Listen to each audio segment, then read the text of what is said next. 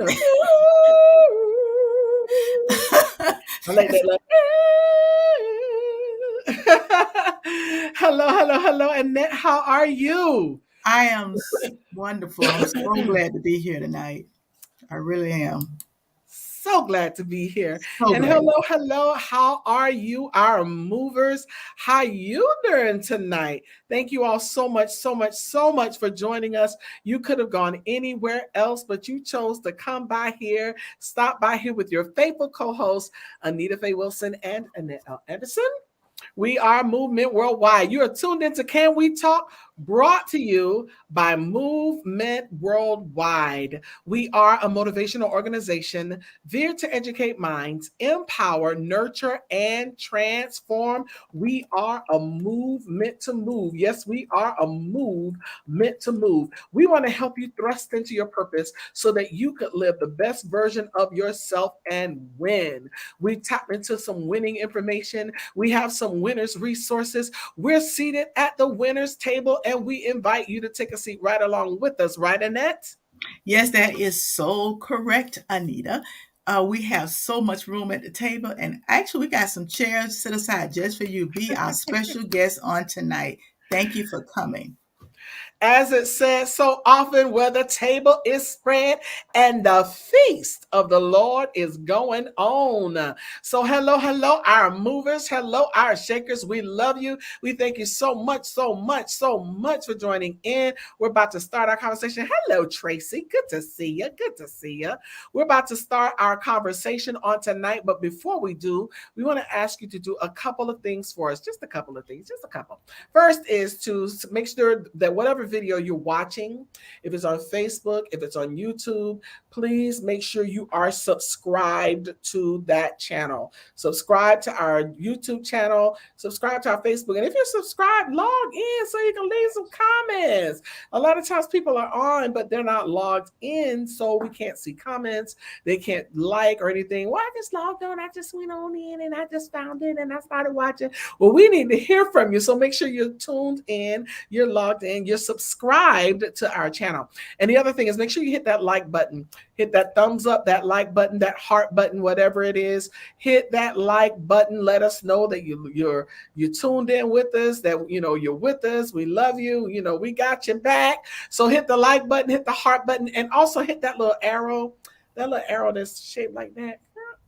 Hit that little arrow button, and make sure that you share it on Facebook. You can share it in your Facebook group. You can share it on Facebook pages. You can share it to your Facebook page, and you can share it to your friends and family. So we ask you to send this out to Lottie, Dottie, and everybody. Lottie, Dottie, and who, Annette? Everybody. Everybody. Yeah, we say everybody.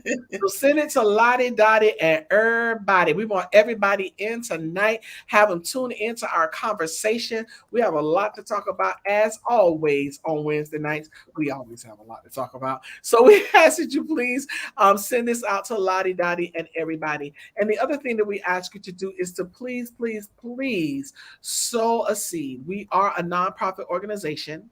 You can sow a seed into this organization via Cash App. Our Cash App is $Movement Worldwide. That's $Movement Worldwide. Or you can opt to come into covenant with us by becoming a patron. And how do I become a patron? You say, how do you go? You ask great questions. Well, you become a patron by going to our website, movementworldwide.org. There's a red button at the top of our website that says become a patron.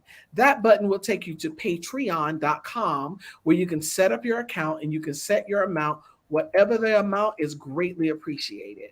We're grateful for all of our patrons. Most of them have made their amounts for more than we asked for. Listen, we are so grateful because we are a nonprofit organization, and every seed that's sown into this ministry, we always pray that it returns to you 100-fold. So please, ma'am, please, sir, sow a seed, become a patron, however it is that you feel led. Please, please, please. The other thing that you can do is follow us right there. See that globe right there above the head? Mm-hmm. Follow that globe everywhere. Movement Worldwide. That's us. When you see that acronym, motivational organization, vision to educate minds, empower, nurture, and transform a movement to move. So everywhere you see that globe, we want you to follow Instagram, Twitter, everywhere. The other thing is that you can email us at info@movementworldwide.org. You can shoot us an email. Let us know what you're thinking, prayer requests, praise reports. Just want to share something or a topic that you want to talk about. We want to hear from y'all about these topics now. I have a few people that hit us up every now and then, like, ooh, y'all need to talk about this. Y'all need to talk about this on Wednesday. Ooh, I got a good topic for y'all on Wednesday. We love that. And trust me, we do incorporate them. So please send in your topics, send in your requests, send in your praise reports, all that good stuff. All righty then. So without further ado, it's time to get into our conversation. We start off our conversation each and every Wednesday night with our transformational topic. That transformational topic are the things that make you go, things that make you go, like Arsenio Hall. Yep, we stole it. Yes. So the things that make you go, we ask that you please tune in. We want y'all to lean in because we got some good stuff to talk about tonight. So our transformational topic, we take idioms and phrases and we go from the word, we go from practical conversation and just make you think about some things. There's a whole lot that goes on in the course of a day in our world, in our life. But our topic tonight is very cute. I don't think a party or a club gathering, family reunion, picnic, whatever, is complete without a few staple songs playing in the celebration. Electric slide. To the left, to the left, to the left. Cupid shuffle. Wobble, wobble, wobble, wobble. You're going to do the wobble. You're going to hear some dun, dun, dun, dun, dun, dun, whoa, whoa. Dun, dun, dun, dun, dun, dun. We're going to hear that Frankie Beverly. Yeah. You're going to hear it. And then you're going to hear, oh, it takes two to make a thing go right. You're going to hear that Rob Bass and DJ Easy Rock. You're going to hear, I want to rock right now. I'm Rob Bass and I came to get down. But the craziest thing is that the lyrics in the song don't match the main phrase. It's like not once in the song does he say anything about it taking two. Not once. Wow. So I noticed that when I was listening to the song the other day, I was like, he don't say nothing about nothing. He really don't. I want to rock right now. I'm Rob Bass and I can't get down. I'm not international at all, but I'm known throughout the microphone. And I'm like, okay, what you talk about him? And he goes through this whole thing and said, come on now, it takes two to make a thing go right. I'm like, okay. Anyway, but the song doesn't say anything about taking two to make a thing go right. That's the craziest thing. But when I look at this phrase, it takes me to a place of thinking about companionship, friendship, relation, ... ships and that. Yep. We're not meant to be an island. I used to sing this song when I was in seventh grade. I used to love this song. No man is an island. No man stands alone. And that is true. We're not an island. We don't stand alone. We're not meant to be alone. Not everyone will be or desires to be married, but we have friendships, relationships, kinships. But we're not designed to completely fly solo. We need each other. I need you and you need me. That song, when that song was written, it was never more true, right, Annette? And oh my gosh. And you know what? It had some bases. Right. It wasn't like it took two. Agree with me. And it is his will that every need be supplied. You are important to me. I need you to, and I do. I need you, Annette. I need Tracy. I need Moving Well. I need Constance. We all need each other to survive. Yes. You are not meant to fly solo. So when I look at this statement, it was like, gosh, I never knew that something so simple and so common could have so much meaning. This was what we're talking about when we say transformational topic, that make you go, that is true. So when I look at this phrase, it takes me there. And God has always moved in a place of there being some company. Let Mm. us make man after our own image. He talks about goodness and mercy. Like he's never meant for us to be alone. Goodness and mercy shall follow me all the days of my life. God inhabits the praises of his people. He comes in and he sits in our praise. That's why it's important to give him glory and honor. He comes in, he lives in the praises of his people. My focus, that the reference scripture that I'm using tonight comes from Matthew 18:20. For whether are two or three are gathered together in my name, I am there in the midst of them. And we used to always, I used to love to hear the saints say, whether two or three are gathered in his name, touch and agree. We got to touch and agree. But when we come into agreement with each other, when we come, he says, forsake not the assembling of yourselves together. We are not, and people put that all about church. It's not just about that. It's about gathering, family, people needing people, the human experience, the human touch interaction. We are designed for it. That's right. That's why it's important, even for people who are alone. And, I have a good friend who has very little family, and we're always embracing her and another family. How there's grace, union, completion, and families embracing people who may not be your blood. My mom always did that. If there was somebody in the city who didn't have family, or I remember there's one guy whose family lived all the way like in Wisconsin or something, and my mama embraced him like a son. People who came from all walks of life, they just need people. You need the human interaction, and it's important that we have a discernment of that we realize that we're cognitive of that, because if we don't, we're going to miss out on actually being a blessing in somebody's life, and we're going to miss out on our own blessings. It's important that we don't turn our nose up at just because they're new, or just because we don't know them, or we're, they ain't in my clique. We don't really hang together. Well, so-and-so always sit here every Sunday. Mm-hmm.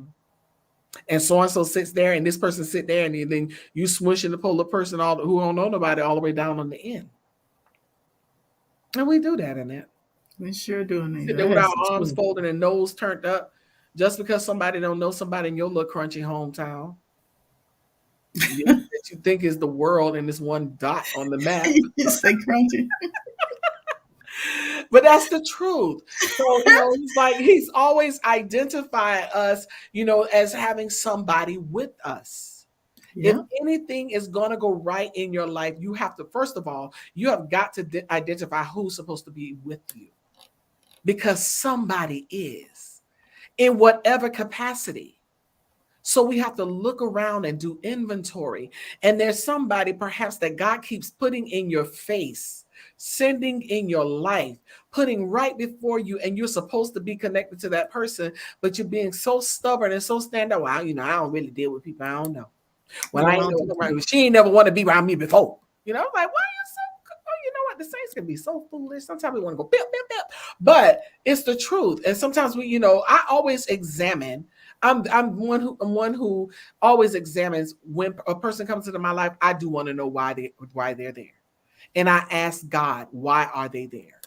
Why is this person in my life? I ask God that, and sometimes sometimes I get clear cut. Sometimes I get like that it's seasonal. But we know that when people come into your life, there's always a reason and there's always a season. They'll come into your life. Some people are meant to be there forever. There's some people who are passing through, and there are some people who are even if they're not passing through, they may be there for a period of time, for a long period of time. And then when it's time for them to make their exit from your life, God will make that happen. It's like you'll be like, gosh, I thought this person was going to be my friend forever, because they're friends that I thought I would have forever, and I don't have those friends. Those friends are not around me anymore. Yeah, you're right. So it happens like that. We do have those, we have those moments, we have those situations, we have those times. But he did not mean for us to be alone. It takes two to make a thing go right. Look around you, figure out who your team is. There's no I in team. Figure out who your team players are, identify them, and collaborate. That's the word we're using today. We use that a lot in the music industry. Well, we're gonna, so and so, we're gonna, it's gonna be like a collaboration. When the boy, when the hood started with that word in there, you feel like you got a big word. Well, it's a collaboration.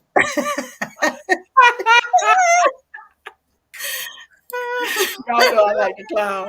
So, everybody had a collaboration. Everybody was collaborating. And so when I look at that word, y'all know I like to take a word, a verb, dealing something that has something to do with our topic, whether it's in the topic or whether it's a word that falls in my spirit that identifies with the topic. And I like to deal with the verb from an intransitive and transitive tense. A transitive verb needs an object to make sense, but an intransitive verb makes sense without one. And the word collaborate is a verb, but it's only in an intransitive tense, which means it just makes sense without a verb, without an object. So, and that word simply means to work jointly with, or to cooperate with, or willingly assist. Willingly, not grudgingly, not of necessity.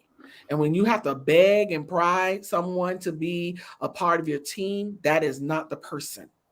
The Bible says that God loves a cheerful giver, not one who gives grudgingly or out of necessity, but one who gives cheerfully. So when a person is investing time and effort and resources and money and whatever else in your life, in your purpose, in your journey, then that is the person that you want to be on your team.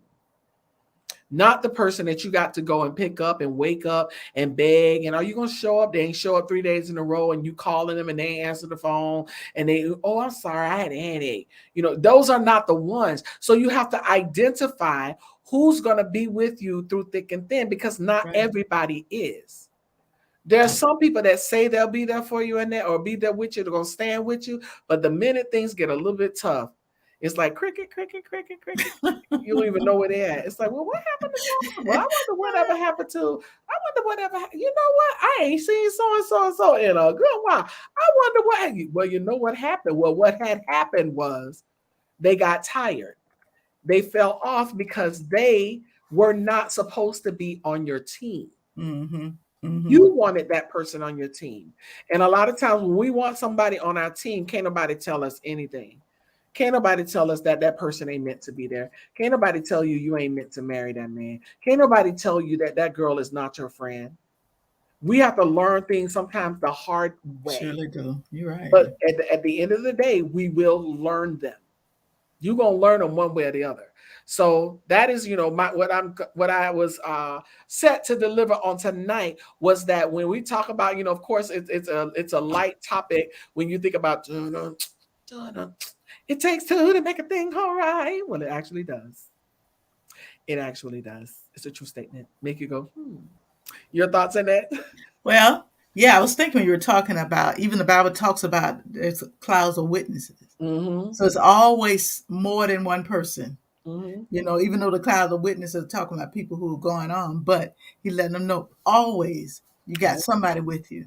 And for those who may think they're all alone, you're never alone. Even when you I am with you always, even unto the ends of the earth. He's always with you. Never alone. You're never alone. It's always going to take two, and the Bible says, or three. It's going to take more than you. And you're not meant to be alone, and you're not standing alone. All right. So with that being said, it is time for us to go to the next phase. Can we talk in that? Bam! Yes, we can talk. Yes, ma'am. Can we talk? Yes, we can. Yes, we can talk. Yes. Yes. So, with that being said, we're going to go to the next phase of our conversation. You tuned in to Can We Talk, brought to you by Movement Worldwide. We are a motivational organization here to educate minds, empower, nurture, and transform. We are a movement to move, helping you thrust into your purpose to live the best version of yourself and win. And right now, we are going to pause for just about a minute for a quote from the quoteologist herself. We're going to pause for our Annettism, and we're going to bring that up right now. Don't go anywhere. You have time to share with somebody. You have time to post this on your page. You have time to copy and paste that YouTube video into your text message and send it out to all your friends and let them know, Anita and Annette, they on it, they on it. And she about to Yes. go to that power tool. Y'all better get up in here because that's the real one right there. All right, good people. We're going to pause for the Annettism and we'll be right back. God, you loved me even when I failed to obey. God, you truly love me as I continue to go astray. God, you absolutely loved me even when I lost my way. God, you never stopped loving me. For that cause, I'm here today. You loved me so much and taught me how to pray. Your love is so amazing that I'm able to say that you've done so much I could never repay. God, the love you have shown for me is on full display. This is Annettism's Expressions.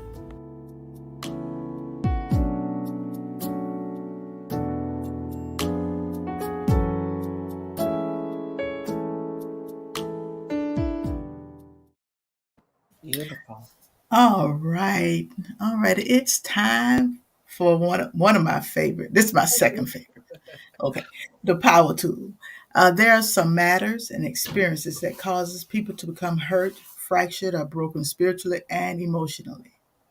Sometimes it just takes a conversation to mend a broken heart or spirit. In some cases, y'all, a band-aid won't do it. You really need a power tool.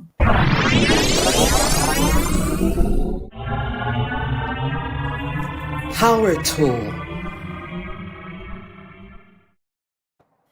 All right, the power tool tonight is going to be silent screams. Silent screams. In the wake of a former Miss USA Chesley Chris, Southern University cheerleader Arlena Miller, and the son of actress Regina Hill's Ian Alexander Jr., just to name a few, who dealt with depression and subsequently committed suicide. And I wonder, even for those who knew them, I wonder why they didn't hear their silent screams. Have you ever been through something that shook the very core of who you are, yet not a single person around you could understand? So you played the role, you smiled to be polite, and you cried a river inside. Suffering in all its various forms is a universal human experience. While there often isn't an answer to the question why suffering exists, there are many answers to how we respond to the suffering of others. Our devotion explore how God comforts us and how we can comfort others in time of suffering. In fact, a single heartfelt sigh can be enough to bring about the salvation one so desperately needs. There is the power of the silent scream. And it almost seemed like an oxymoron, but it's you on the inside. You're screaming, asking for help. You're screaming and saying, "Can't anyone see me? I've been there." It is not all that different than the actual cry to God, really. Remember that it's only when the Israelite enslaved in Egyptian cried out to God that God planned for salvation went into action. The Israelite groaned in their slavery and cried out, and their cry for help because of their slavery went up to God. God heard their groaning, and he remembered his covenant. And that's in Exodus chapter 2, verses 23 to 24. So many times there is a groaning on the inside, and nobody hears. And I often wondered about discernment. We talked about that a little bit last week. That is there not anyone that can discern what I'm going through? Because when we're around people, we're so in tune to listening with our ears that we have not mastered listening with our hearts, being able to recognize that something is a little off. And just this week alone, this last couple of weeks, there have been 3 mothers who have killed their children for a total of I think it was 6 kids. I want to, yeah, it was 7 children. And this is with mothers.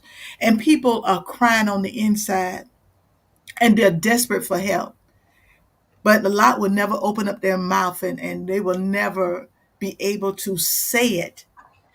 But somewhere on the inside, they're really begging and pleading for somebody to hear that silent scream. In much the same way we can cry to God with our hearts and awaken his great power in our lives. The silent scream of depression.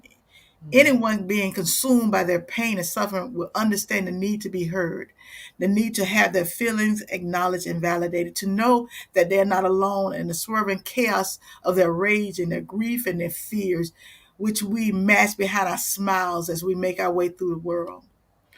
But when we cannot find a way of telling our story begins to tell us. Our story begins to tell us you don't want to live anymore. Our story begins to tell us nobody cares. Our story tells us just end it all. We develop symptoms, habits, addiction, even behaviors that we don't understand. The truth of our pain working its way to the surface through any means possible give expressions to the silent scream on the inside. I know. I've been there. I mastered shame of my own childhood's sexual abuse and communicated my trauma through self-destructive ways, living in fear of judgment, my self-worth non-existence.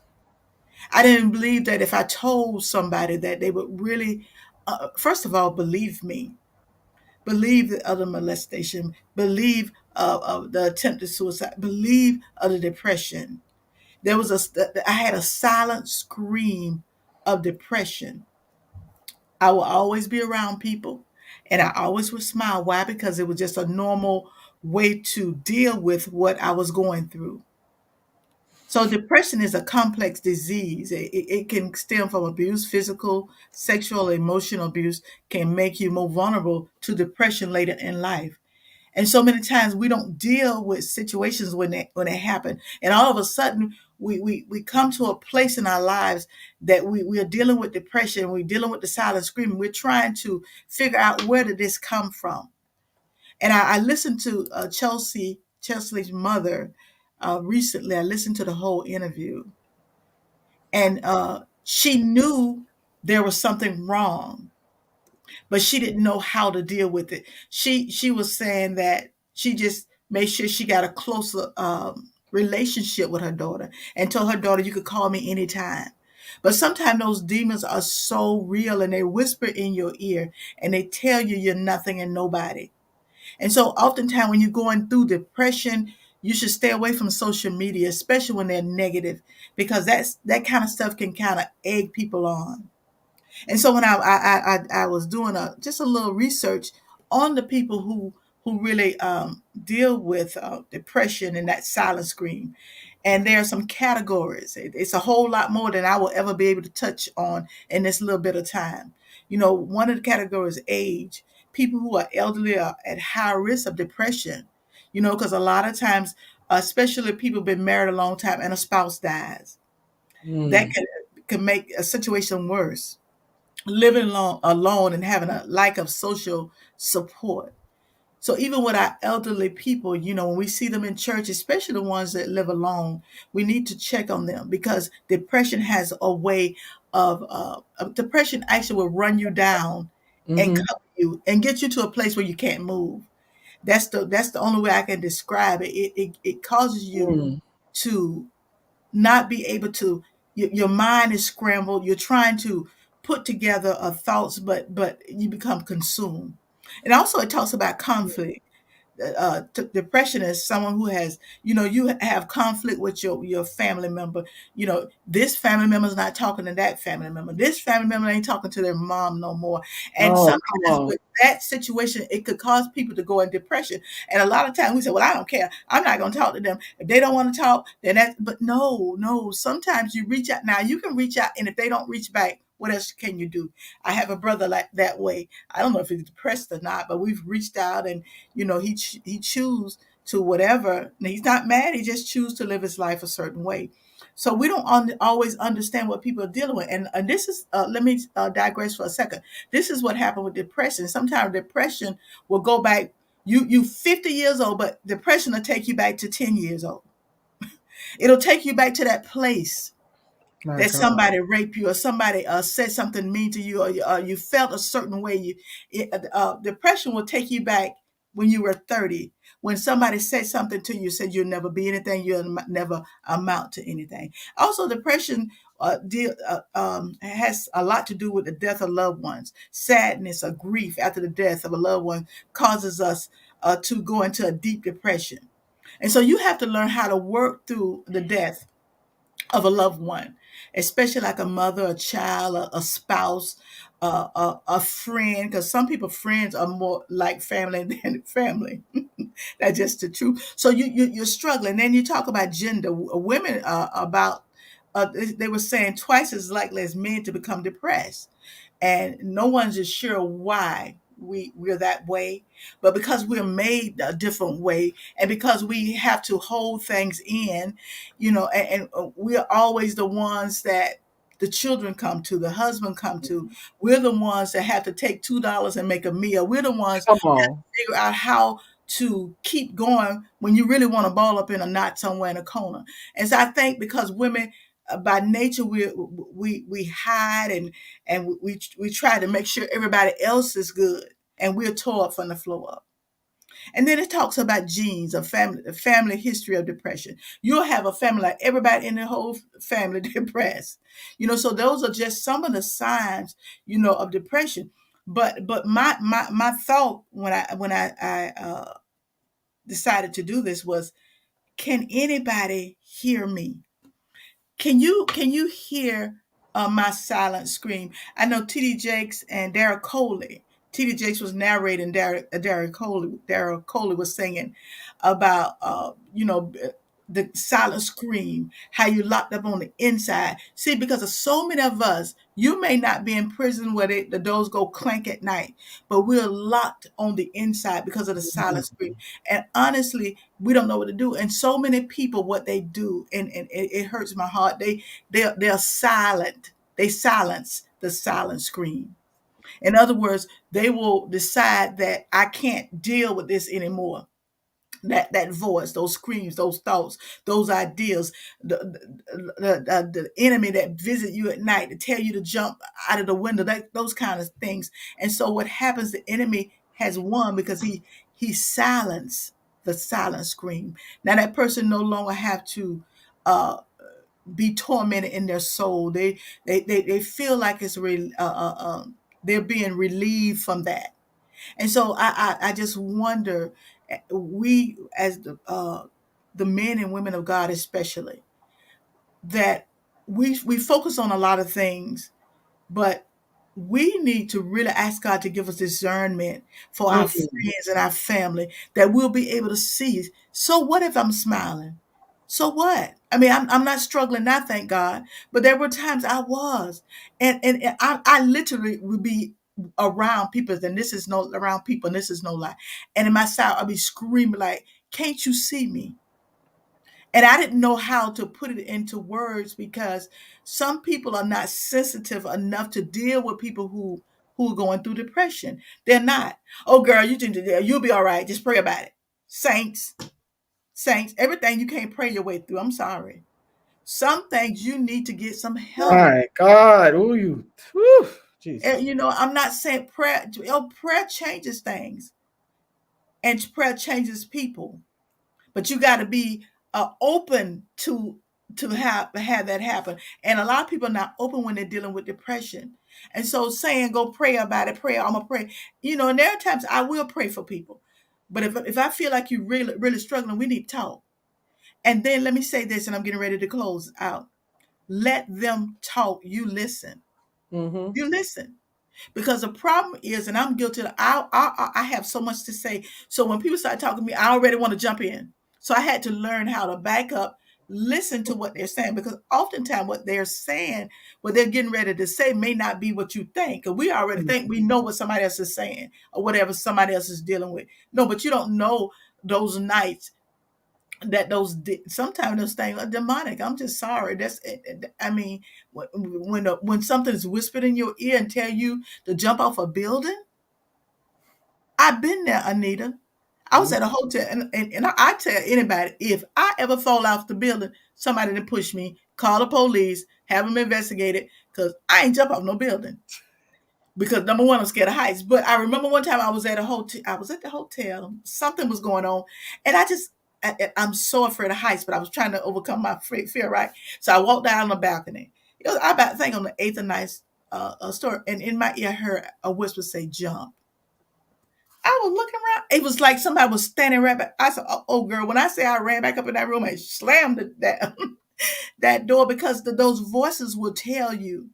It'll catch you at a vulnerable moment, Anita. It'll catch you in a place that you think, like a lot of people who've committed suicide, a lot of them would have never done that. But at that time, that moment, that vulnerable moment, when you're at your lowest, when you think there's no hope, there's no way out. And oftentimes, when people do that, there's no hope. In their minds, there's no hope. Now, I've been there, and I tried to take some pills and stuff, but it didn't seem to work. Thank God. But I never on that one time when that voice said jump, and I'm like thinking like, but what if I jump and on the way down I changed my mind? You see what I'm saying? There's no coming back. So I just wanted to share the silent scream that we learn how to be more open, and don't think because you I got Jesus and that's all I need. Stop it. Stop it. He didn't make us that way. Stop with that. As long as I got King Jesus, I don't need nobody else. That's not true. That's not true. It sounds You good. need people. It sounds good, and it probably sold a lot of record, and it sounds good when you go to church. But that same person on that row on the end, right, two people person down from you, that one, yeah, that one there, that's the one that was thinking about last night putting a gun in their mouth. That one right there. So as believers, and that's what I've been asking God. Give me a discernment not to pry, because I don't want to pry. Nobody's been. I got so much stuff going on. It take me all day to get myself together. But to maybe have a word for that person, that they will not succumb to the silent scream. That the enemy will not silence their silent scream, that only God can silence the silent scream, not the enemy. Because when the enemy silence the silent scream, that means that you have taken uh, authority of your own life, and you taken something that you didn't even give. But the emotions and all the conflict and all the turmoil and all the confusion in your mind is I call it scrambled. And it took me a long time to unscramble. I had to unscramble some stuff and really get my focus right. And it took me a minute, but I am an overcomer, thank God. So Mhm. I just want to share that with you guys tonight about the silent scream, and how so many people are dealing with that struggle, and it hurts my heart because I dealt with it, and I know the potential to really end it all, because it can become too much, and it's just too much. It consumes you, and Mhm. as pretty as Chelsea, and we looking on the outside, as pretty as she was, she dealt with the fact that people thought she wasn't pretty, or that, like, girl, you should have clicked on some of their profile, because most of them jokers be taught from the floor. So it's Oh, easy. It's easy to point fingers at somebody else, because you don't have to look at mirror at your ugly self. And what I mean, I'm not talking about your face. I'm talking about the ugliness on the inside, that you could insult somebody like that. But anyway, that's it. Anita, your thoughts? man, powerful, powerful beyond measure. I am, and you're right. And in so many instances in that, we do not pay attention. No. And there are people who are literally crying out, but we just can't hear it because we don't know how to recognize the signs, Yeah, because it may not be audible, but it's there. it's It's there. there. And I think we need to pay more attention to it. and we need to address it. And if we can't help them, we need to find somebody who can. Find somebody. Mhm. Find somebody. Find Oh somebody. my gosh. Mhm. So that's my passion. I think that's probably where I'll end up somewhere in life. Mhm.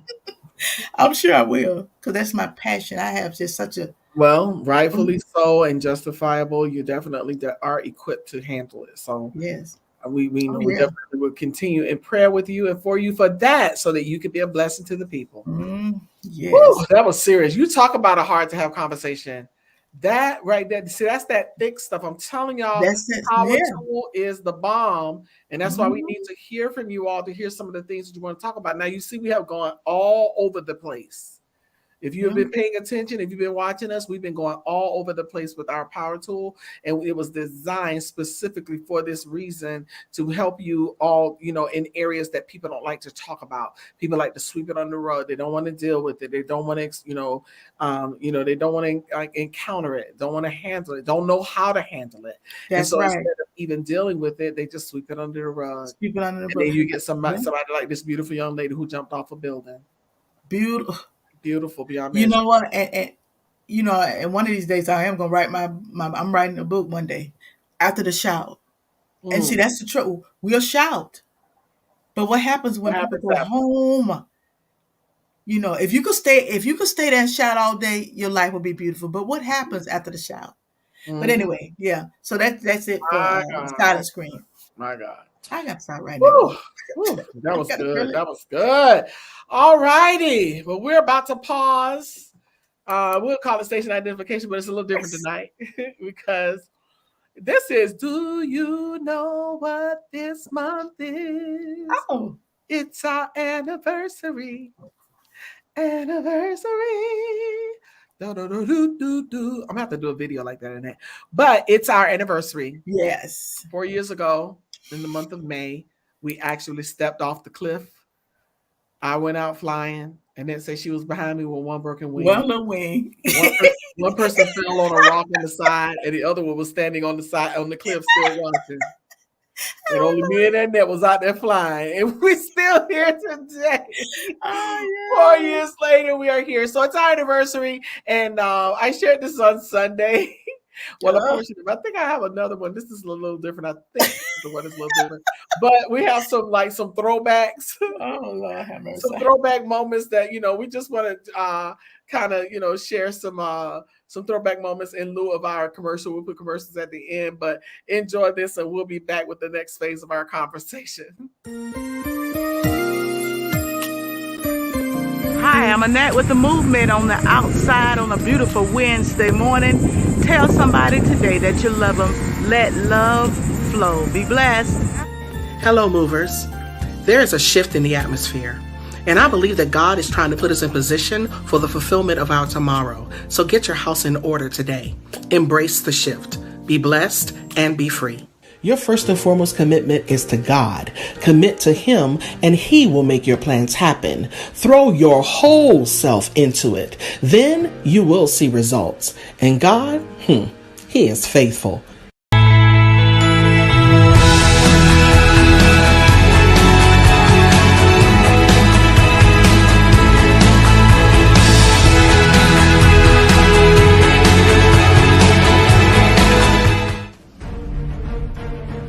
It's a movement. It is constant. It is forever going. It is like a river, that brook that just keeps moving. There was a lot of days that I actually struggled with getting up and putting on clothes to go. God is still speaking. And I declare, if you get into your silent place, you can hear. Can We Talk? Every Wednesday at 7 p.m. Join us. Not a comedian. He is a joke, but he's not a jokester. And our Facebook audience, hey, they did. Jassy said, may the men of cell blocks D, E, F through Z do the Lord's work. She's talking about that officer who's in prison. All right, y'all, do the Lord's work. Let the Lord use you. Oh my God. Your knees are buckling and shaking. You feel like you can't make it. Oh my God, I'm going to break at any minute now. I can't do this. Lord, you got to do something. You got to fix it. I cannot. You got to fix this. And you are literally, most people give up or throw in the towel right before they reach the I know. You're right. And even with the widow, she could have easily said, this is enough for us. I guess she said, at this point, I ain't got nothing to lose. Mm-hmm. We're going to die anyway, so let me go ahead and feed the man of God, Mm-hmm. you know?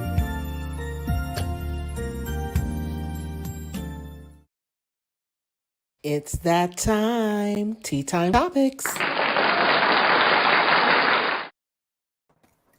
Girl, we have come a long way. Screech. I know. Hey, girl, you like, I ain't got no hair left. My hair started back. I'm like, I got hair. The cricket and the wind blowing. Screech. Hello. I don't even know. Girl, I'm like, this is oh, I know. And I wanted to do this to me. Out of my face.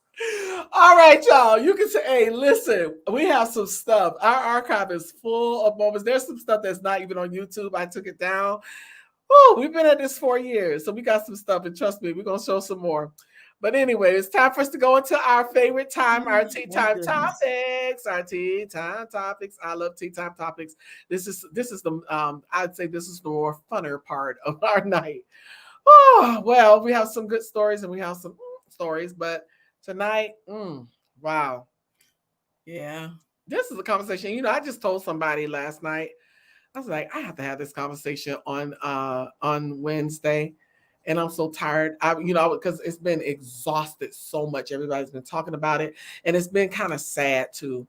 Beverly Samuels Birch, the mother of popular YouTube personality Kevin Samuels, says she learned about her son's death from social media. Oh, have mercy.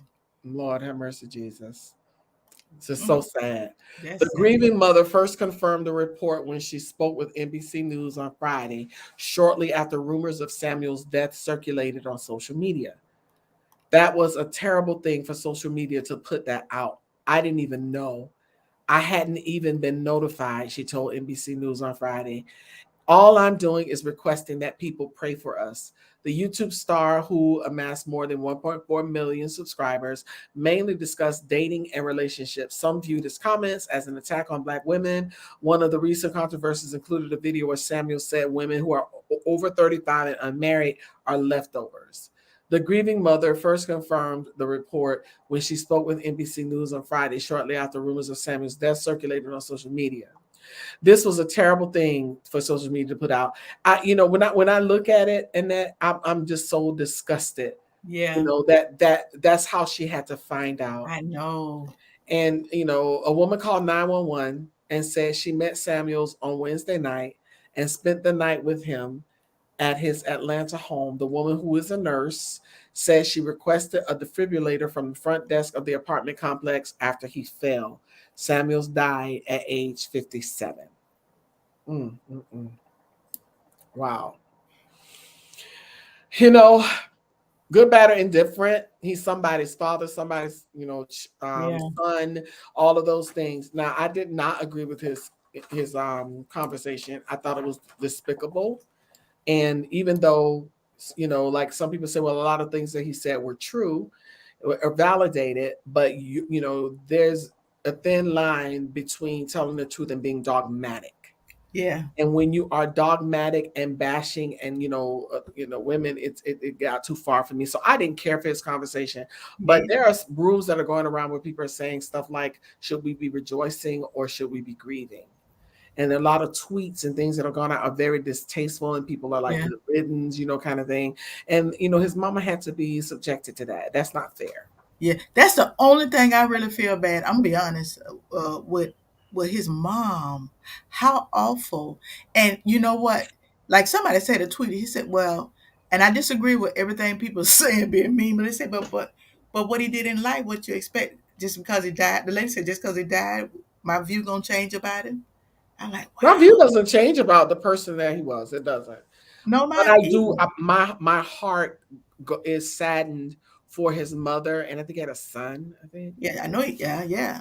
And So my and heart is set. he may even have brothers and stuff. It's for his family and for the Yeah, people who loved that him, part. who loved him as a person that, who Yeah, was blood related or whatever, or friends or whatever. My heart does go out to those people because losing somebody is tough.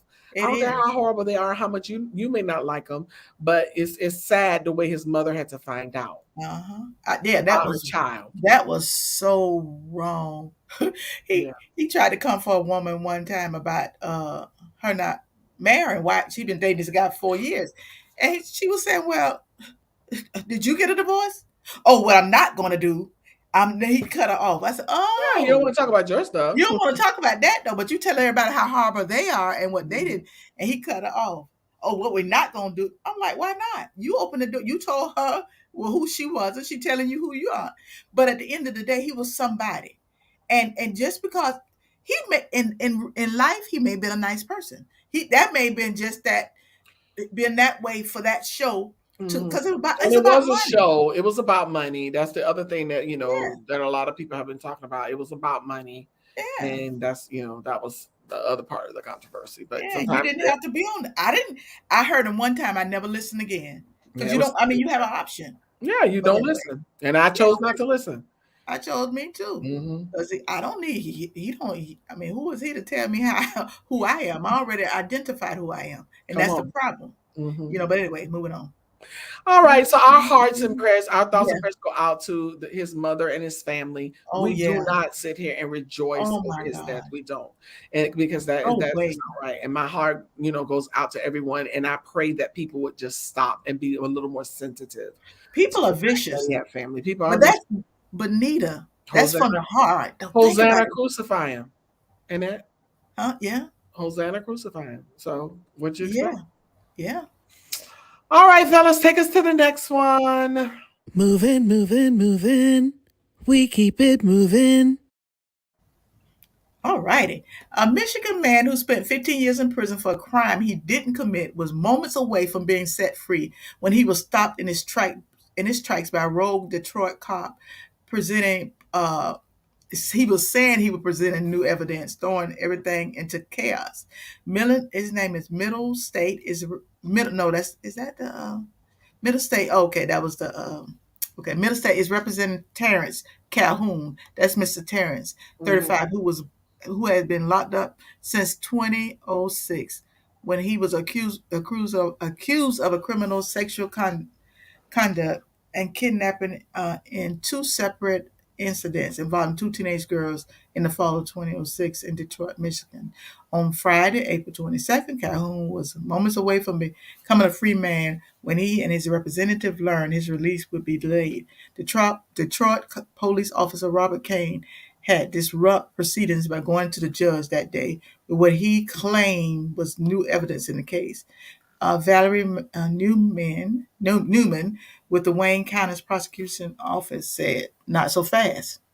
I informed the defense as soon as I reviewed the file. I got in contact with all the defense attorneys and let them know this file was a file that has already been turned over to them and that everyone already had in their possessions." Okay. Newman said, with the envelope in his hand given to her by Officer Kane containing his supposed new evidence. It was extremely unorthodox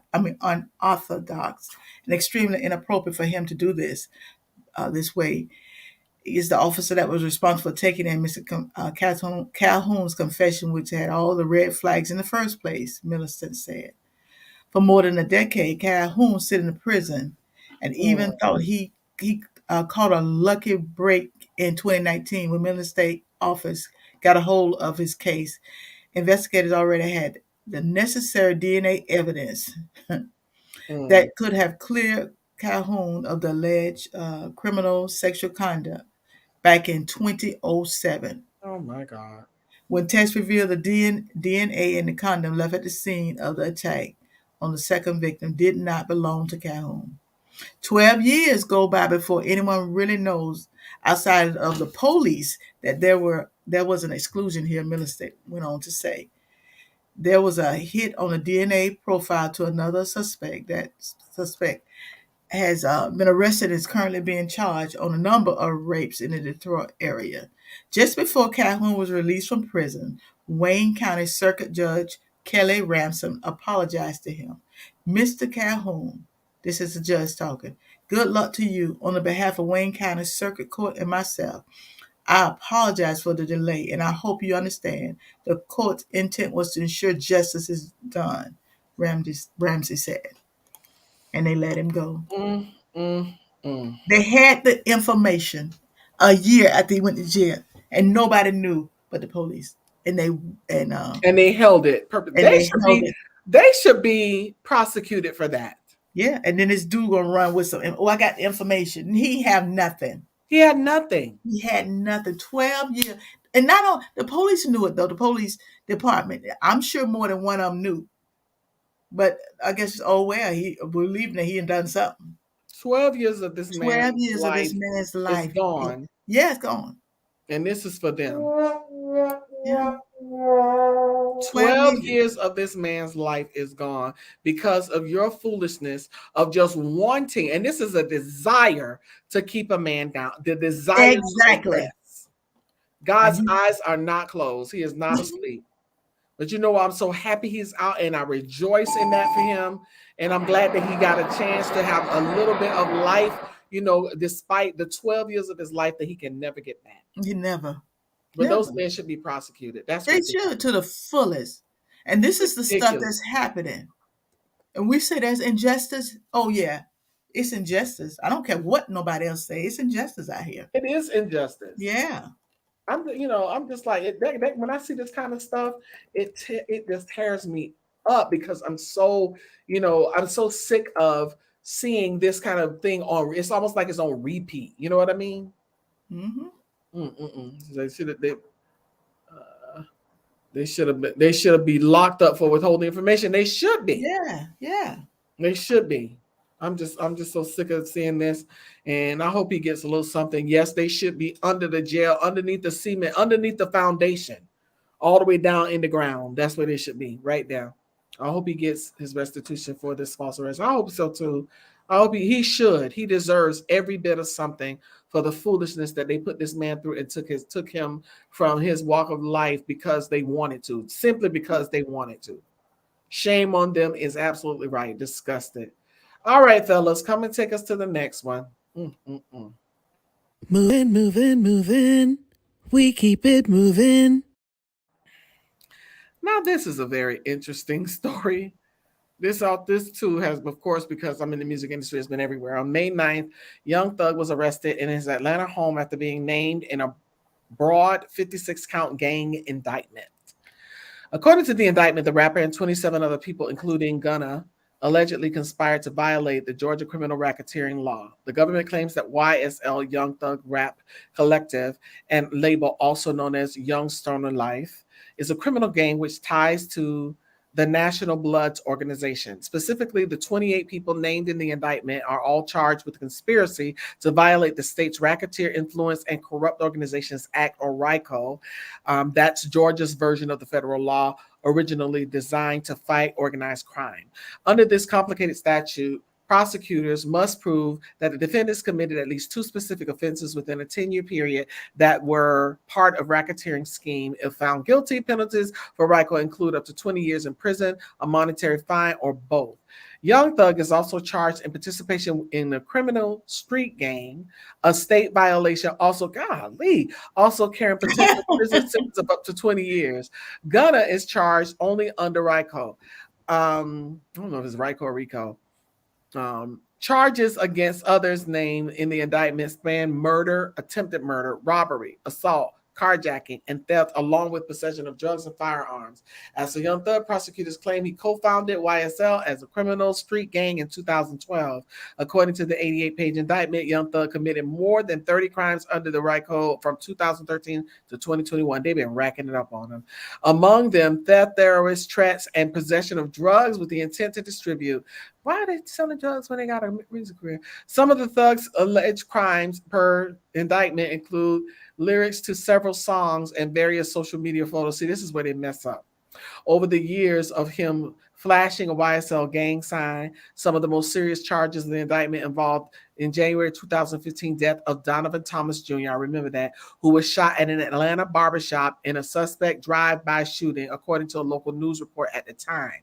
Five of Young Thug's alleged YSL associates, including another YSL rapper, Yak Gotti, whose real name is Diamante Kendrick, are now charged with Thomas's murder. Yak Oh, Gotti and the four other people are also charged with the attempted murder of two others. 3 days before the alleged murder and indictment asserts Young Thug rented a silver Infiniti sedan that was used in the killing. Wow. The indictment claims that Thomas was a rival gang member. A little more than 2 weeks after Thomas's death, Young Thug and a different alleged gang leader purportedly took part in a conversation where one of them said that sacrifices must be made, soldiers must fall in order for a battle to be won. The next day, Young Thug allegedly said in a video posted on social media, sold a choice word lie to their mama, lie to their kids, lie to their brothers and sisters, and then get right in the courtroom and then tell the God's honest truth. Don't get it. Y'all N words need to get choice word killed, bro, from me and YSL. So why would you even say that?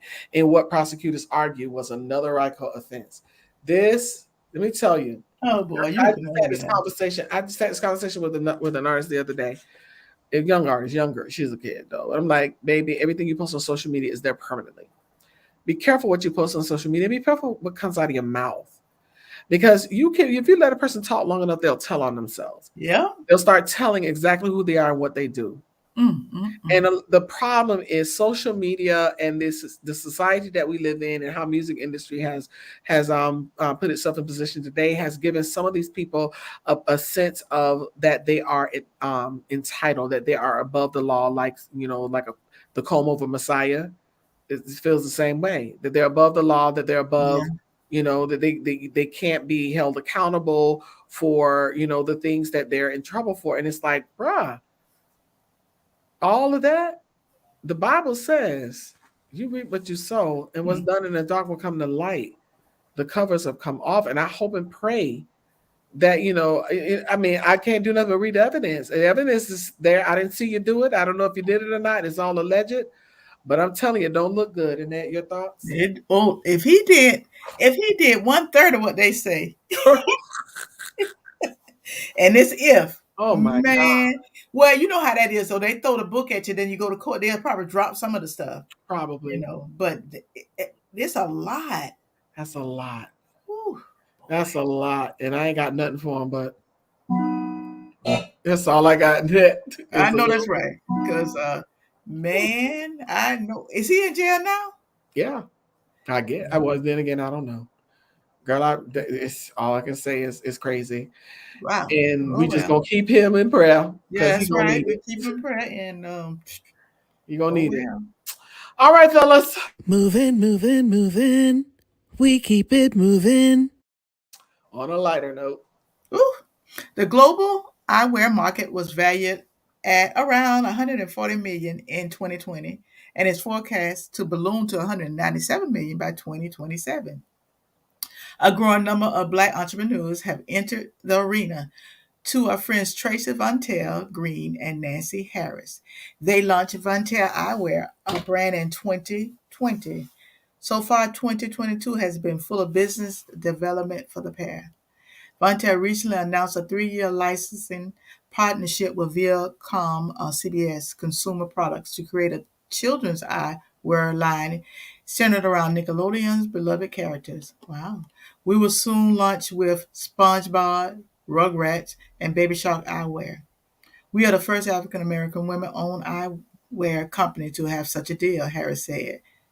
Their niche is to bring fashionable eyewear to the masses and to appeal to Afrocentric uh, folks. I guess I can't pronounce that word, but anyway, Vontae was founded to satisfy the demand for better fitting, vibrant, luxury eyewear design and handcraft to pay homage to the African, Caribbean, and Latin. I don't know what that word is. All right. According to one estimate, the average cost of the high glasses frame without insurance is $242. $242, according to statistics. I can never say that word from the Vision Care. Statistics. I And don't that know. other word was diaspora. Okay, that what just Nita said. It's some Uh-huh. words, and I ain't even ashamed, child. I'm like, okay, I don't know that. Keep it moving. Keep it. Them little men, keep it moving. Oh, Okay. thank you, Nita. But did I? Okay, but Vontae offers a wide range of frames from $99 to $350, Mm. according to the pair. They see eyewear as a stable business and one they are making a solid foothold in. Eyewear is meant to reflect your personality and complement your wardrobe. All right now. Okay, Vontae has a vast selection, and you can pick your own adventure from an array of vibrant, pattern, and rich designs and habits. Whether looking for a subtle slay or a powerful pop, eyeglasses are the solution. Our eyewear brightens up any mood and wardrobe. Okay. Yeah, All that's pretty right now. cool. I love that. Yeah, I love that, of course, because I have eyewear. me too, child. I'm gonna have to look them up. I love them, and I need to. And I'm not one with fancy schmancy and designs, though. I do like simple, but you like, I see you got your little fancy Oh schmancy. yeah, I like yeah, I see, you like that little bling. You like that little thing. I do. She talking about just say big word in it. Oh, okay. That's what I'm gonna do. Big word keep. Thank you, girl. That's a good Hey, one. that's like when you sing and you don't know the word, you just say watermelon. Okay, Hmm. that work real good when you're in the choir, but when you solo, that ain't gonna work. But yes, we do. We celebrate the sisters and the eyewear. All right for the eyewear. Yes, yes, awesome. All right, fellas, take us to our next one. Moving, moving, moving. We keep it moving. We got some crazy folk in the world. I know it. A black mother is angry, claiming her daughter and her black and brown classmates were forced to pick seeds from cotton and subjected to shackles and handcuffs for a history lesson on slavery by their teacher. What was he thinking? What was he thinking? My daughter said she felt like a slave, and Precious Morris about how her daughter and her 7th grade social studies teacher, Patrick Roush, at Rochester School of the Arts in Rochester, New York, allegedly gave his students a traumatic lesson about slavery in America and even had students call him massa. Are you serious? Mr. Rouse forced my child, Janisa Brown, to pick seeds out of cotton. And when she refused, he told her if she doesn't finish picking seeds out the cotton, she won't get a good grade. And that traumatized my daughter because she was forced to do something that she didn't want to do because she knew it was absolutely wrong. Morris says Roush, who is white, did not force the white students in the class to pick seeds out of the cotton, adding to the anguish felt by her daughter, who was also allegedly told if she didn't pick the seeds out, she would fail the assignment. For him to not allow the Caucasian kids to proceed with picking seeds out of the cotton, that showed our black children that the whites have more privilege, Morris said. Morris took to social media to publicly display her anger, and her post, which shows a piece of cotton given to her daughter, garnered with hundreds of shares. Morris says her daughter is traumatized by what happened in the class, and she offered and the other, and the other affected parents were considering legal action they should against the school district. Morris also says she's disappointed a week after the alleged incident. She has not received an apology from the Rochester City School Superintendent nor the Rochester Mayor. That is some fool. It is. He can't say because if he said massa, oh, that was a final Oh, straw. that child. We better probably see if that was me and my friend, one of my friends, I ain't gonna call her name. Back in the day when we were in school, we would have jumped on him together. We would have gathered up a whole crew. I used to call her the Martin Luther King of the well, actually she was more like Malcolm X because she was about that by any means necessary action. But yeah, that's some foolishness. I'm That not, was sickening. you know, I have no words for him, and he looked crazy, He and do. Yeah, that picture's not flattering.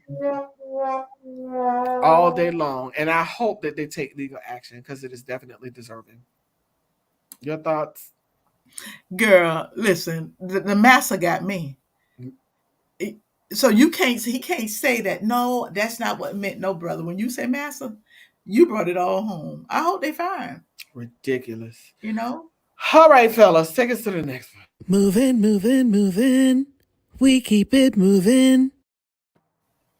All right, this is a story we all know about it, but and it seemed like we talked about it a lot. Maybe we did. Uh, of a forgotten assassination of Dr. King's his mother. Dr. Martin Luther King Jr. assassination in April 1968 by James Earl Ray is considered by many to be one of the most tragic events in American history. The killing of Dr. King sparked protests in more than 100 cities across the country, followed by a period of national mourning. Mrs. Alberta King was also murdered just 6 years later as she sat in church. Her death is often forgotten chapter in the history of civil rights struggle. On June 30th, 1974, a young black man walked into Atlanta's Ebenezer Baptist Church and shot the mother of the late civil rights leader as she played the organ for the morning service. Mrs. King, whose husband, the Reverend Martin Luther King Sr., was the pastor of the church on Auburn Avenue, was playing the Lord's Prayer on the organ on the organ near the start of the service when the attack began. The young man, later identified as Marcus Wayne Chanot of Ohio, reportedly jumped up and screamed, "You must stop this. I am tired of this. I'm taking over this morning." He bolted to the pulpit and pulled out a gun. He fired his weapon and hit Mrs. King, Church Deacon Edward Boykin, and congregation member Jamie Mitchell. Chenault was wrestled to the ground by bystanders while attempting to reload, all the while constantly yelling about the war. He was delirious. He appeared to be in a fever. He said over and over that the war did this to me. It's the war. Mrs. King's grandson Derek King said Borkins was rushed. Derek said King and Borkins was rushed to the Grady Memorial Hospital where they were pronounced dead. The deacon and first lady. Mrs. King was 70 years old when she died, and according to New York Times, Chanel told the police that his mission was to kill Reverend King Sr., but he shot Mrs. King because she was close to him. Lord have mercy. Chanel claimed insanity during the trial, but he was found guilty and sentenced to death. His sentence was commuted to life in prison due partly to the wishes of the King's family surviving members who were opposed to capital punishment. He claimed that all Christians are my enemy, and the black pastors were a threat to black people. This is what Chenault said. On August 3rd, 1995, Chenault suffered a stroke and was taken to a hospital. He never regained consciousness and died 16 days later at the age of 44. Yeah. I didn't realize somebody else had got shot. I mean, I knew the story about her, but I didn't know that somebody else died that day. One of the deacons in the I church. didn't either. And you know, his story does get overlooked. It really does. It really do. Yeah. It probably do because the person who shot her was, a black person, but it don't matter. She lost her life. She lost her life. Wow. Woo! Yeah, that one kind of pulling on me a little bit.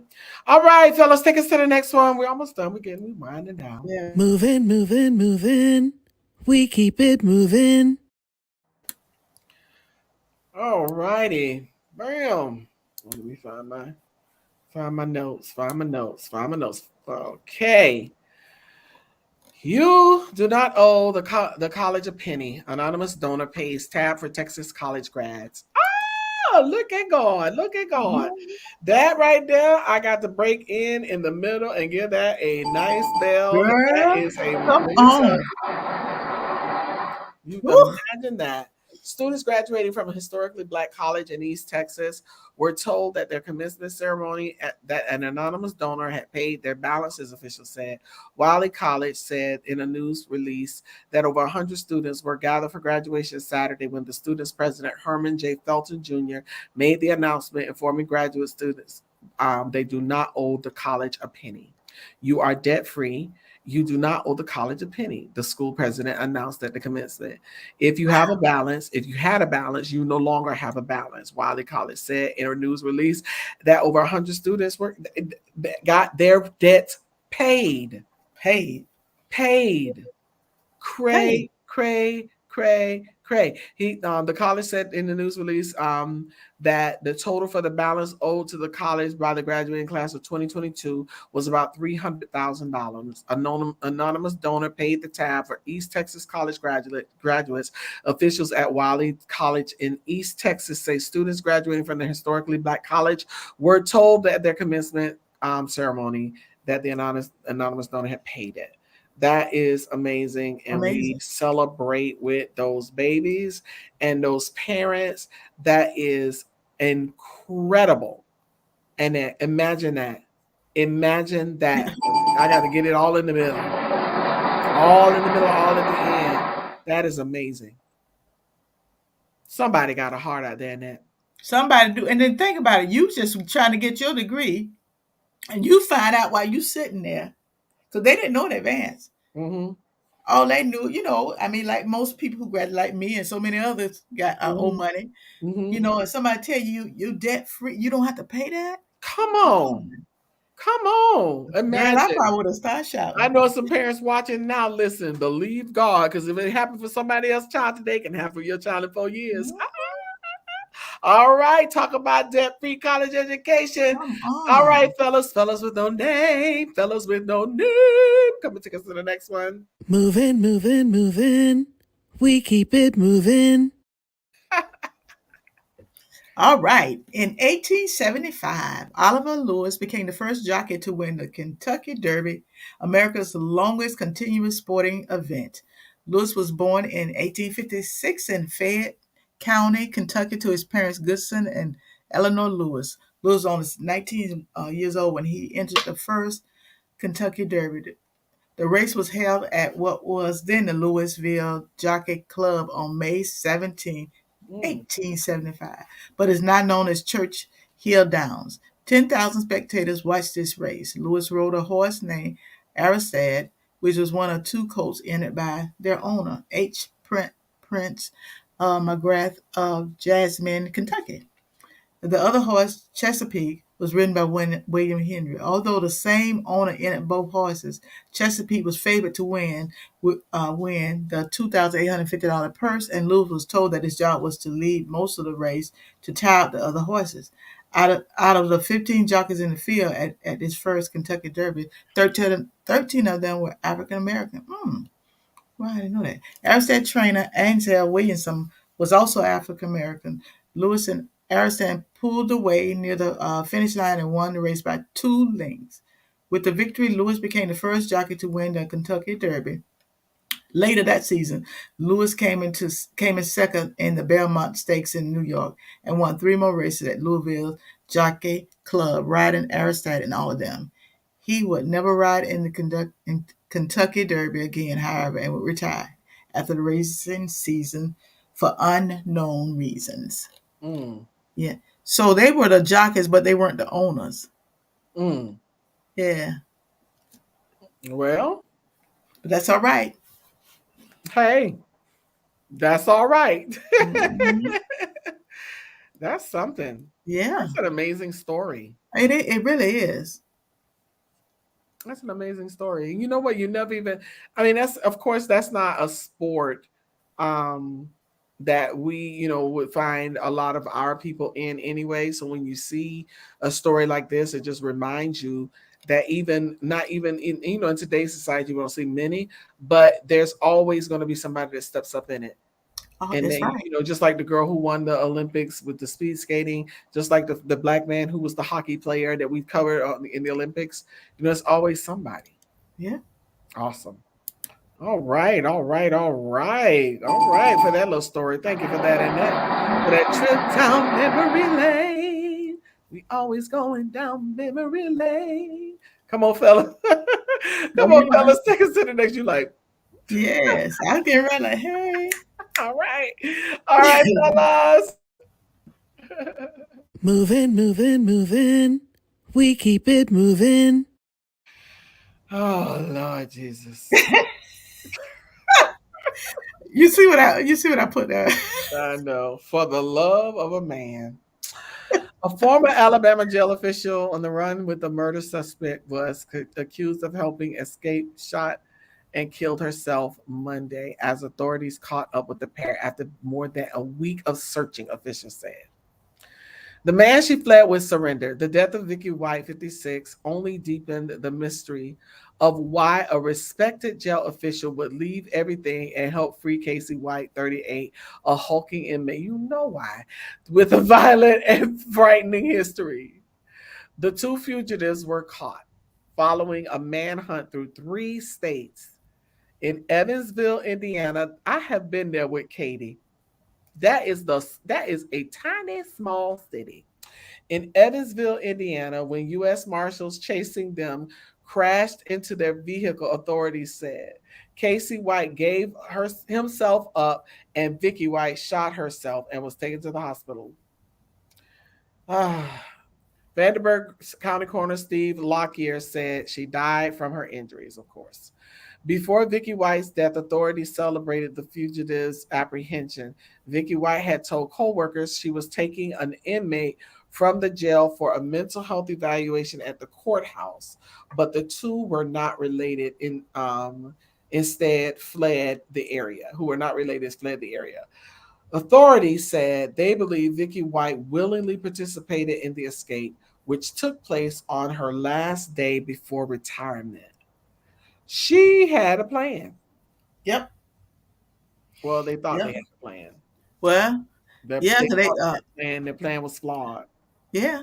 They said she sold her house. They said she had a house that was worth 200,000. She sold it for 90. Mm-hmm. Bought some cars, and took off with this guy. Mm-hmm. And see, he was one of those dudes. Really, he couldn't really hide. He was 6'9". Yo, he couldn't hide. No, he couldn't hide. Somebody saw him. You Big ain't and not tall. gonna do. Big and tall. Yeah. And wow. All in the name of love. I don't know. Baby. Something I don't get it. So, there was when you see stories like this, it makes you wonder.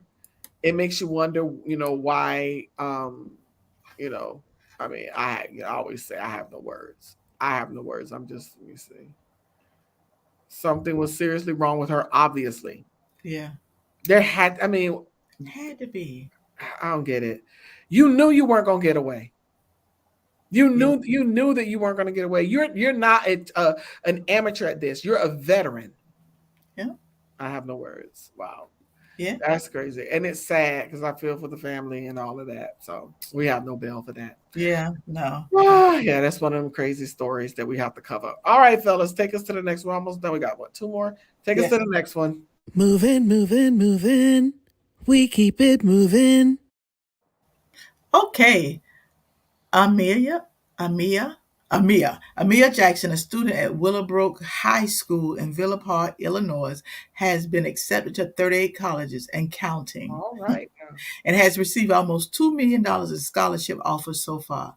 Amia is a member of the National Society of High School Scholars and the National Math, English, World Language, and Big Word. Okay, yeah. Hey, I was going to use the Big Word Honors Society. Civitas Honor Society. Big Word Society. She currently has a 4.3 GPA in the academic chair for the Black Organization of Student Success, as well as a member of the Student Council and Varsity Club. Over the years, she has been a member of the basketball, volleyball, and also recently the varsity bowling team. She has also been recognized as Student of the Quarter in the World Language and as Student of the Quarter in the Career and Technical Education throughout her high school career. Amia is also actively involved in volunteering at organizations like Big Lady, Outreach, Catholic Charities, and Senior Assistance during the pandemic. She said that she has been able to stay focused while dealing with the loss of her loved ones throughout the last year. She has not yet decided what university she will be attending yet, but plans to study business management and pursue her real estate license after graduating from college. All righty then, Amia, we celebrate you, dear heart. Bless her life, bless $2 million. Isn't that something? That's what I'm saying. That's amazing. That's amazing. That's amazing. That's right. Grace Junior completion. Black excellence. We are Yeah. seeing Black excellence at its best, and we celebrate her. That's nice, nice, nice. Great job. Great job, young lady. All right, fellas, take us to our last one. Moving, moving, moving. We keep it moving. All righty. Bam. We got our last one. Oh, yes, you go, girl. And you go, girl, too. This is a cute picture of her. You go, Mm. girl. Mm-hmm. All righty. Our last one. Corinne Jean Pierre, selected as first Black woman White House press secretary. Yes. Whose long career in Democratic communications led her to the podium last year as the second Black woman to hold a White House daily briefing with regularly host those news conferences. On Thursday, May 5th, President Joe Biden announced that he has selected Martinique native as his next White House press secretary. Karine not only brings the experience, talent, and integrity needed for this difficult job, but she will continue to lead the way in communicating about the work of Biden-Harris administration on behalf of the American people. Biden said in a statement, he added that outgoing press secretary Jen Psaki set the standard for returning decency, respect, and decorum to the White House briefing room. I agree.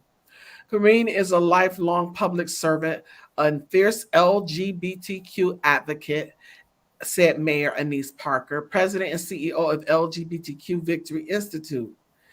When Jean Pierre steps on the podium on May 13th, she will become the first Black woman and first openly gay person to hold that job. We are proud to have advocated for her historic nomination as White House press secretary. She will not only be able to use her podium to represent the Biden administration, but also the LGBTQ community during a time of unprecedented anti-LGBTQ hate and attacks, Parker stated. As the first out LGBTQ person and the first Black person to hold this office, her appointment will inspire countless young people looking for hope and motivation during a dark chapter in our nation's history, Parker continued. Shattering this lavender ceiling is a testament to Karine's grit, power, and commitment to our our country's potential. We are confident she will continue to be a strong ally and partner as she works in the highest office of the land. My God, today we do celebrate her. Yes. Yes, yes, yes. Look at it. Look at what. Listen, let me tell you, things are shifting and changing and turning and rocking and rolling and reeling. Yes, yes, yes. I like her though. I've watched her a lot on MSNBC during the election seasons and stuff, so I am very familiar with her as a reporter. But it's going to be good to see that, and I shall be tuned in on May 13th. I'm gonna have to watch it now because she. Oh yeah. Oh, I will because be she. tuned in. Yeah, because she can hold her own. She can hold on. I will definitely be tuned in to watch her do the briefing. I'm excited. I'm gonna set my clock and everything. That's because that's a milestone. That's a historic milestone. Black girls rock. Black girls rock. All right, good people. Well, we've come to the end of our show. Annette, it's the Yes, end. it's the end, Anita. It's the end. I'm so glad we had this time together.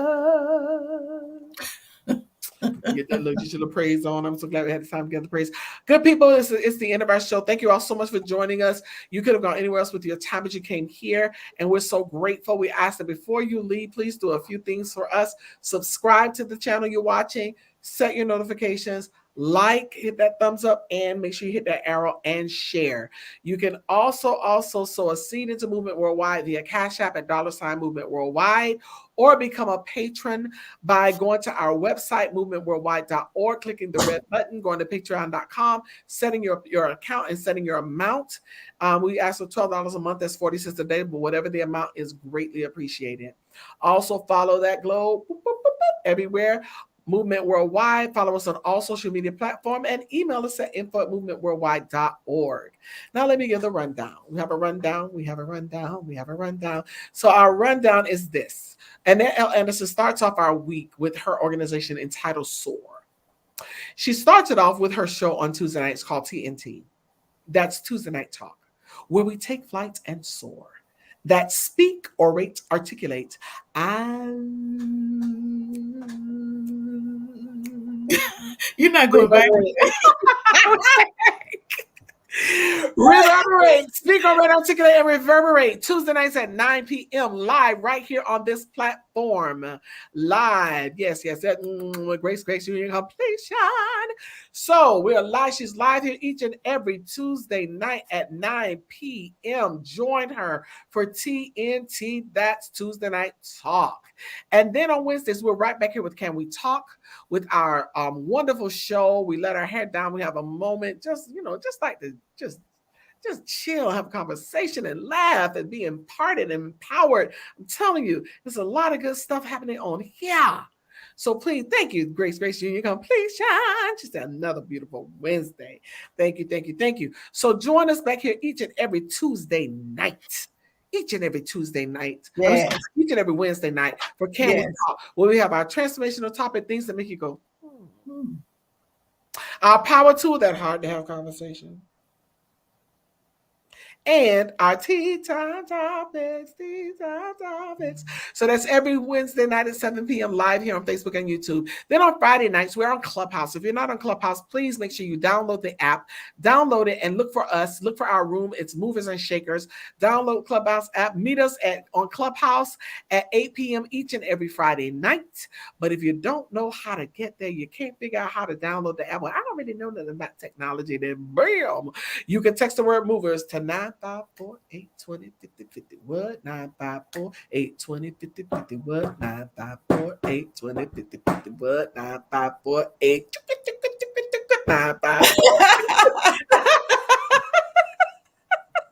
You like that? Yes, I like that one.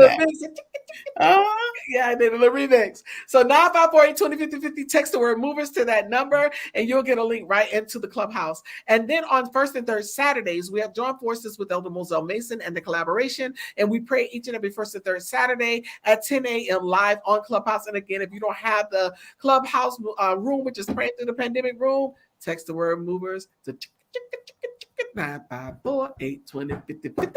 954-828. I'm gonna be beatboxing after a while. So click the word Movers and you'll get a link right into that room. And then on Sundays, we're right back here on this platform live Sunday mornings at 10 a.m. with Power Walk Sunday, where we inspire and motivate you to walk into your God-given destiny with power and conviction, where there is always, somebody say always, Annette. Always A word for you. In your last words? We want to thank you so much for sharing with us tonight. We had fun. I just loved it. I look forward to it. I mean, it has been life-changing for me, and we pray it's life-changing for you. So thank you so much. And we'll still be around. So, hey, come join us on Friday night. Yes. All right, good people. Well, it's time for us to go on about our business. So we appreciate you. Thank you so much. We give you love. Join us on one of our other platforms. We'll be back, sometime this week. Listen, we always say, but we love you. We give you the love heart. Love you. Good night, everybody. Bye. Bye, y'all.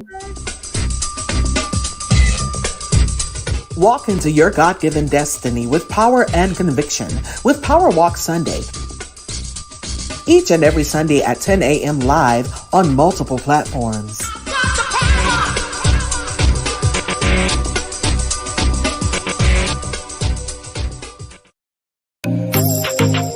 TNT, that's Tuesday Night Talk with Annette L. Anderson. Every Tuesday night at 9 p.m. live on multiple platforms. Go where you can soar. That's speak it, orate it, articulate it, and reverberate it.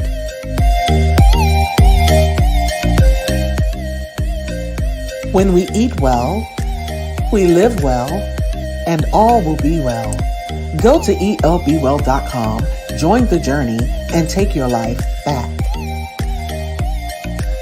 You can also join Eat Well, Live Well, Be Well every second and fourth Saturday at 3 p.m. for Be Well, a health and wellness series.